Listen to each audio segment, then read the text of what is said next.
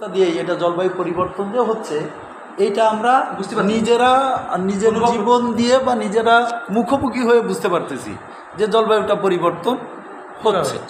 আচ্ছা, এখন হচ্ছে যে যে কথাগুলি আপনারা বলছিলেন যে ওইটা একটু মানে এখন এখানে আমাদের মনে হয় মানে শিক্ষকরাও আছেন কয়েকজন যারা হয়তো এখন মানে পাঠ্য বইয়ে কি জলবায়ু পরিবর্তন সম্পর্কিত বিষয় আছে, তাহলে তো আপনারা ভালো বলতে পারবেন হয়তো আমাদের থেকে।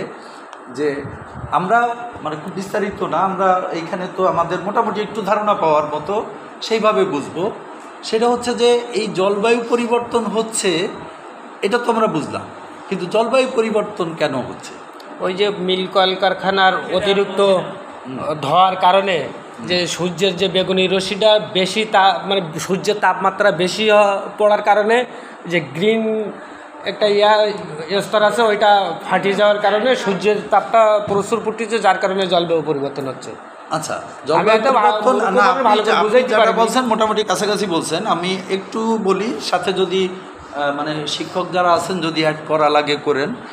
আমি একটু সংক্ষেপে ধারণা দিই। সেটা হচ্ছে যে মূলত হচ্ছে যে গ্রিন হাউস ইফেক্টটা আপনাদের বোঝাবো কি না, যে মূলত উনি প্রথমত একটা কথা বলছে হচ্ছে যে এই বায়ুমণ্ডলে কিন্তু অনেকগুলি স্তর আছে, তাই না? এগুলি আমরা ছোটোবেলায় সবাই পড়ছি, এই যে ট্রোপোস্ফিয়ার, স্ট্র্যাটোস্ফিয়ার, ওজোন স্তর, এরকম কিছু স্তর আছে। এখন এইগুলির মধ্যে ওজোন স্তর নামে যে স্তরটা, এটা হচ্ছে মানে সূর্যের যে রশ্মি, সূর্য আমাদের থেকে কিন্তু কত দূরে চিন্তা করেন যে সম্ভবত 9 লক্ষ মাইল, মানে সেটা কিলোমিটারে গেলে 14-15 কোটি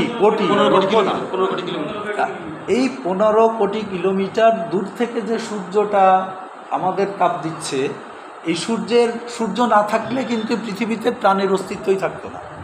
তাহলে সূর্যের তাপটা আমাদের দরকার, কিন্তু এই যে তাপটা কত শক্তিশালী এইটা আমরা অনুভব করতে পারি কি না। ধরেন এই বাংলাদেশের এক প্রান্ত থেকে আরেক প্রান্তের দূরত্ব কত হবে?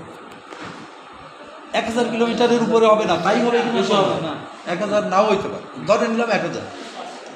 আর সেইখানে আপনি হিসাব করেন যে 15 কোটি কিলোমিটার বা 14 মানে কোটি কিলোমিটার এই ধরনের একটা দূরত্ব থেকে যে সূর্যের তাপ সেটা আমাদের কাছে আসতেছে, কিন্তু সরাসরি যতটুকু আমাদের প্রয়োজন প্রায় সেই ধরনের তাপটা প্রাকৃতিকভাবেই সৃষ্টিকর্তার মাধ্যমে হোক বা যেভাবেই হোক মানে সেইভাবেই আমাদের কাছে আসতেছে।